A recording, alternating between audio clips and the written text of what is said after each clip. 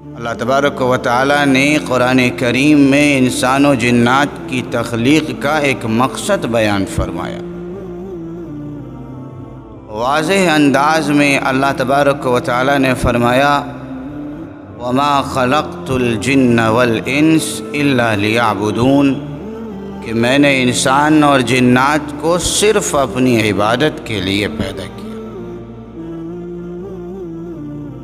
دنیا میں ہمارے آنے کا مقصد اللہ رب العالمین کی عبادت ہے، اس کی بندگی ہے۔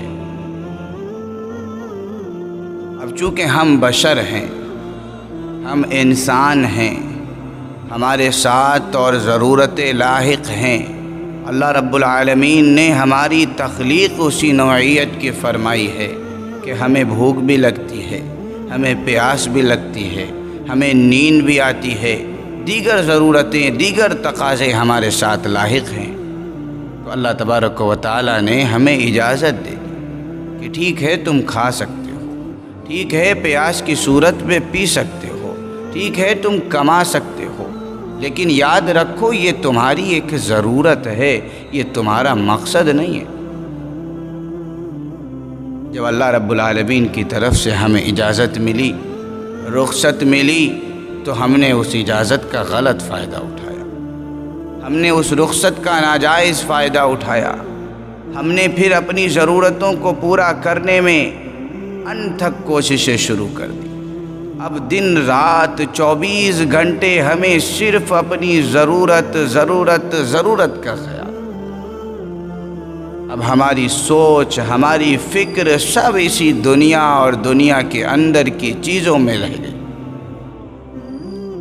ہم اپنے مقصد کو بھول گئے۔ اللہ نے جس کام کے لیے، جس مقصد کے لیے ہمیں دنیا میں بھیجا تھا، جس مشن کے لیے یہ زندگی ہمیں ملی تھی، ہم اس مقصد کو بھلا بیٹھے اور جس ضرورت کو پورا کرنے کی اللہ کی طرف سے اجازت ملی تھی، بس ہم اسی میں ملوث اور مصروف ہو گئے۔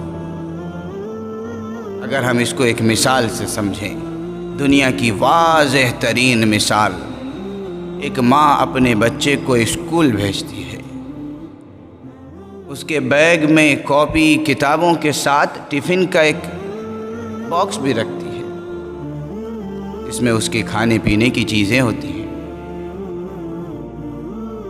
بچے کے اسکول بھیجنے کا مقصد تعلیم ہے، پڑھائی ہے، ایجوکیشن ہے، لیکن وہ ٹفن جو رکھا گیا اس کے بیگ کے اندر،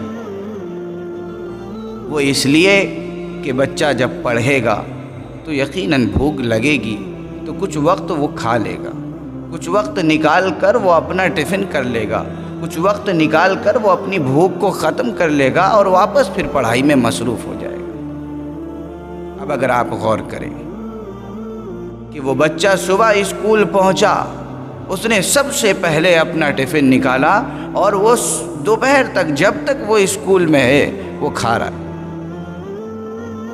جو چیز اس کی ضرورت کے لیے رکھی گئی تھی، اس نے اس کو ترجیح دی اور مقصد کو بھلا دیا، تو نہ اسے اسکول برداشت کرے گا، نہ اسے اس کے ماں باپ برداشت کریں گے، کوئی برداشت نہیں کرے گا۔ ایسے ہی ہماری اور آپ کی مثال ہے۔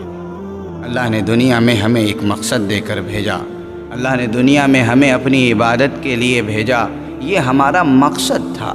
کھانا، کمانا، سونا، یہ سب ہماری ضرورتیں تھیں۔ آج ہم نے اپنی ضرورتوں کو اپنے مقصد پر ترجیح دے دی۔ آج ہمارے لیے 24 گھنٹے میں سے 1 گھنٹہ بھی ایسا نہیں نکلتا جس میں ہم صرف اللہ تبارک و تعالی کا کام کر رہے ہوں، ہم صرف اپنے مقصد کے لیے کام کر رہے ہوں۔ اس کے لیے وقت آج نکالنا ہمارے لیے بہت مشکل ہے۔